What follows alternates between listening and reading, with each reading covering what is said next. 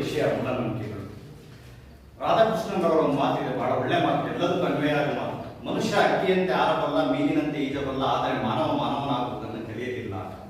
ಎಷ್ಟೇ ಟೆಕ್ನಾಲಜಿ ಬಂದರೂ ಕೂಡ, ಮನುಷ್ಯ ವಿಮಾನದಲ್ಲಿ ಹೋಗೋದನ್ನು ತಂದರೂ ಕೂಡ, ನೀರಿನೊಳಗಡೆ ಈಜಲು ತಂದರೂ ಕೂಡ ಮೂಢನಂಬಿಕೆಗಳನ್ನು ಬಿಟ್ಟಿಲ್ಲ.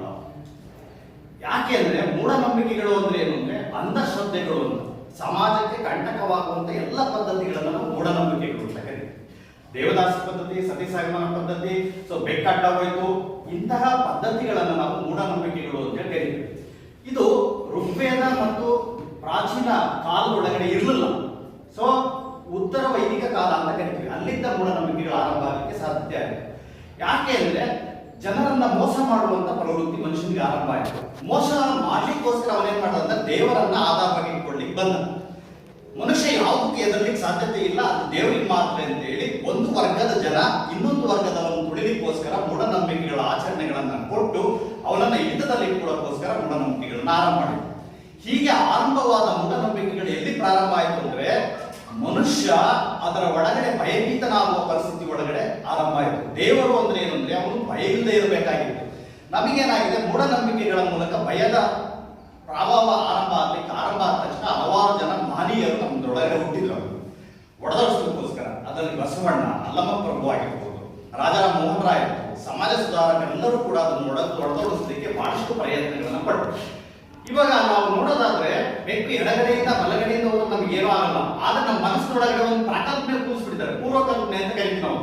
ಆ ಕೂರಿಸಿರೋದ್ರಿಂದ ಎಡಗಡೆ ಹೋದ್ರೆ ಏನೋ ಆದ್ರೆ ಅದರಿಂದಲೇ ಆಯ್ತು ಅನ್ನುವಂತ ಮನಸ್ಥಿತಿ ಒಳಗಡೆ ನಾವು ಬದುಕುವಂತ ಪರಿಸ್ಥಿತಿ ಒಳಗಡೆ ಇದೆ. ಅದಕ್ಕೆ ಬಸವಣ್ಣರು ಮತ್ತು ವಚನಕಾರರು ಬಹಳ ಪ್ರಮುಖವಾಗಿ ಬಹಳ ಚೆನ್ನಾಗಿ ಹೇಳ್ತಾರೆ, ಎಲ್ಲ ಬಲಿ ಕೊಡ್ತೀವಿ, ಅದಕ್ಕೊಂದು ವಚನ, ಹಬ್ಬಕ್ಕೆ ತಂದ ಅರಕೆ ಕುಡಿ ತಳಿರ ತೋರಣ ಮೇದಿತ್ತು, ಒಂದನ ನೆಂಬುದ ನರಿಯದೆ ಬೆಂದ ಒಡಲ ಹೊರೆಯ ಹೋಯಿತು, ಅಂದಂತೆ ಹುಟ್ಟಿತ್ತು ಅಂದಂತೆ ಹೊಂದಿತ್ತು, ಬಂದ ಹೊರಡಿದರೆ ಕೂಡಲ ಸಂಗಮ ದೇವಣ್ಣ. ನಿನ್ನ ನಾಲಿಗೆ ಚಟಕ್ಕೋಸ್ಕರ ನೀನು ಹೋಗಿ ಏನ್ ಮಾಡ್ತೀಯಾ, ದೇವ್ರ ಹೆಸರು ಹೇಳಿ ನೀನ್ ತಿಂತೀಯ ಹೊತ್ತು ದೇವ್ರು ತಿನ್ನಲ್ಲ, ಆದ್ರೆ ಹೆಸರು ಯಾಕೆ ಹೇಳ್ತೀಯಾ, ದೇವ್ರು ಹೇಳ್ತೀಯಾ. ಈ ತರ ಮಾಡ್ಬೇಡ ಅನ್ನೋದು ಬಸವಣ್ಣ ಅವತ್ತೇ ಕ್ರಾಂತಿಕಾರಿಕವಾಗಿರ್ತಕ್ಕಂತಹ ನೀವು ನಿಲುವನ್ನು ಒಳಗೊಂಡು. ನಿಮಗೆ ಗೊತ್ತಿದೆ, ಮಂಡ್ಯ ಬೋಳಿಸಿದ್ರೆ ಪ್ರಯೋಜನ ಆಗಲ್ಲ, ಮನಸ್ಸು ಬೋಳಿಸ್ಕೋಬೇಕು.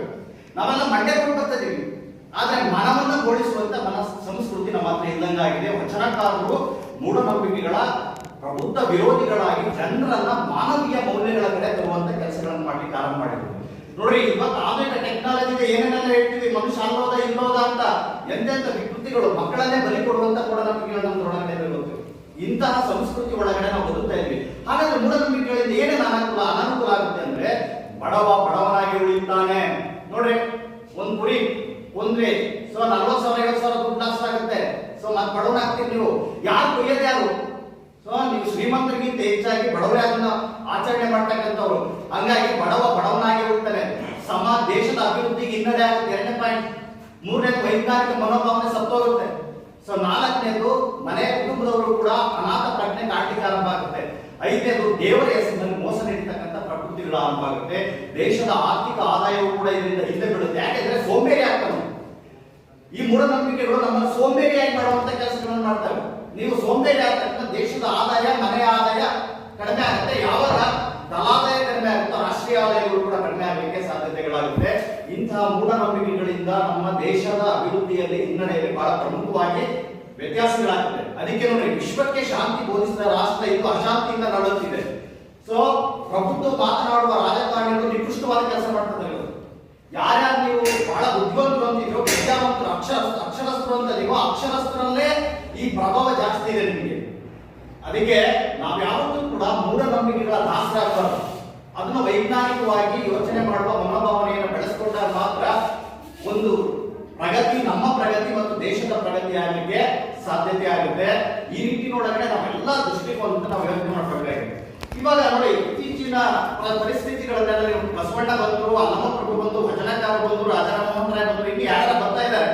ಬರ್ತಾ ಇದ್ರು ಮೂಢನಂಬಿಕೆಗಳು ಯಾಕೆ ನಾಶ ಆಗ್ತಿಲ್ಲ ಅಂತಂದ್ರೆ, ಮನೆ ಮೊದಲ ಪಾಠಶಾಲೆ.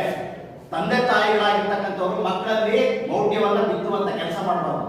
ನಾವೇನ್ ಮಾಡ್ತಾ ಇದೀವಿ, ಬಾಲ್ಯದಲ್ಲಿನೇ ದೇವರ ಬಗ್ಗೆ, ದೇವರ ಮೂಲಕ ನೀವು ಇನ್ನೂ ಏನೇನೋ ಕಲಿಸ್ತಾ ಇದೀರಲ್ಲ, ಅವನಿಗೆ ಹಸ್ತರೇಖೆ ಕೊಟ್ಟು, ಮತ್ತೊಂದು ಕೊಟ್ಟು, ಏನೇನೋ ಕೊಟ್ಟು ನಾವೆಲ್ಲ ಕಲಿಸ್ತಾ ಇದೀವಲ್ಲ, ಇದು ಮೌಢ್ಯಗಳ ಒಳಗಡೆ ಬದುಕನ್ನ ಕಟ್ಟಿಕೊಡ್ಲಿಕ್ಕೆ ಸಾಧ್ಯತೆಗಳಾಗ್ತಾ ಇಲ್ಲ. ಇಂತಹ ನೋಡಿ ನೋಡಿ ನೋಡಿ ನೋಡಿ ಏನಾಗ್ತದೆ ಮಕ್ಕಳು. ಅದಕ್ಕೆ ಮನೆ ಬದಲಾಗಬೇಕು. ಮನೆ ಬದಲಾವಣೆ ಮಾತ್ರ ದೇಶ ಬದಲಾಗಲಿಕ್ಕೆ ಸಾಧ್ಯತೆ ಇದೆ. ನಾವು ದೇಶದ ಬಗ್ಗೆ ಮಾತಾಡ್ತಾ ಇದೀವಿ, ಮನೆ ಬಗ್ಗೆ ನಾವು ಮಾತಾಡಲಿಕ್ಕೆ ಯೋಚನೆಯನ್ನ ಮಾಡ್ತಾ ಇಲ್ಲ. ಇಂತಹ ಮೂಢನಂಬಿಕೆಗಳನ್ನ ಬಿಸಾಕೋಣ. ಕೊನೆಗೆ ಇನ್ನೂ ಒಂದು ವಚನ ಇದೆ, ತನ್ನ ತಾನರಿತೊಡೆ ಪರತತ್ವ ನೋಡ ಅಂತ ಅನ್ಬೇಕು. ನಮಗೆ ನಾವು ಅರ್ಥ ಆಗ್ಬೇಕು, ಬೇರೆಯವ್ರಿಗೆ ಅರ್ಥ ಆಗಬೇಕಾಗಿಲ್ಲ. ನಮ್ಮೊಳಗಡೆ ನಾವು ಅರ್ಥ ಮಾಡ್ಕೊಂಡ್ಬಿಟ್ರೆ ಎಲ್ಲ ಮೂಢನಂಬಿಕೆಗಳು ಎಲ್ಲವೂ ಕೂಡ ನಾಶ ಆಗ್ತವೆ. ಮೂಢನಂಬಿಕೆಗಳ ನಾಶ ಆಗುವಲ್ಲಿ ಬರೀ ಬೇರೆಯವರಿಗೆ ಸಾಲು, ನಾವು ಕೂಡ ಅದರೊಳಗಡೆ ತೊಡಗಿ ಮೂಢನಂಬಿಕೆಗಳನ್ನು ನಾಶ ಮಾಡೋಣ. ಕಾಗೆ ಒಂದು ಅಗುಳ ಕಂಡರೆ ಕರೆಯದೇ ತನ್ನ ಬಳಗವನ್ನು ಎಲ್ಲವನ್ನು ಕರ್ಕೊಂಡು ತಿಂತಾರೆ. ಸೊ ನೀವು ಮರ ಸುತ್ತಿದ್ರೆ ಪ್ರಯೋಜನ ಆಗಲ್ಲ, ಅದರೊಳಗೆ ವೈಜ್ಞಾನಿಕ ಕಾರಣ ಇದೆ. ಸರಿ, ಯಾಕೆ ಏನು ಅಂತ ತಿಳ್ಕೊಳ್ದೇನೆ ನಾವು ಮಕ್ಕಳನ್ನು ಕೂಡ ಮೂಢನಂಬಿಕೆ ಒಳಗಡೆ ದಬ್ಬುವಂತ ಕೆಲಸಗಳನ್ನು ಮಾಡ್ತಾ ಇದ್ದೇವೆ. ಅವುಗಳನ್ನು ಮಾಡದೆ ಮಕ್ಕಳನ್ನ ಮೌಲ್ಯಯುತವಾಗಿ ವೈಜ್ಞಾನಿಕವಾಗಿ ಬೆಳೆಸೋದ್ರ ಮೂಲಕ ಸಮಾಜವನ್ನು ಕಟ್ಟುವ ಕೆಲಸವನ್ನು ಮಾಡೋಣ ಅಂತ ಹೇಳ್ತಾ ಮಾತು